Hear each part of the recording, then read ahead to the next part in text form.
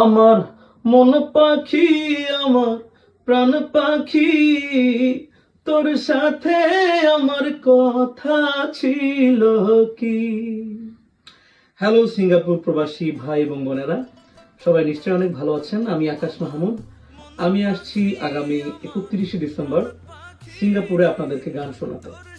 আমি খুব এক্সাইটেড যে আমার প্রবাসী ভাই এবং বোনেরদের সাথে আমার দেখা হবে, যারা কিনা পরিবার পরিজন ছেড়ে দেশের অর্থনীতিকে সচল রাখার জন্য, দেশের রেমিটেন্সকে শক্তিশালী করার জন্য এত দূরে পরিবার পরিজন ছেড়ে আসলে আছেন। তাদের সাথে আমার দেখা হতে যাচ্ছে 31শে ডিসেম্বর। আমি বেশ এক্সাইটেড আসলে। প্রবাসে যারা থাকেন, একটা যান্ত্রিক জীবনে হয়তো বা চলে আসেন কাজের প্রেশারে, টাকা পাঠাতে হবে দেশে, এরকম একটা প্রেশার থাকে।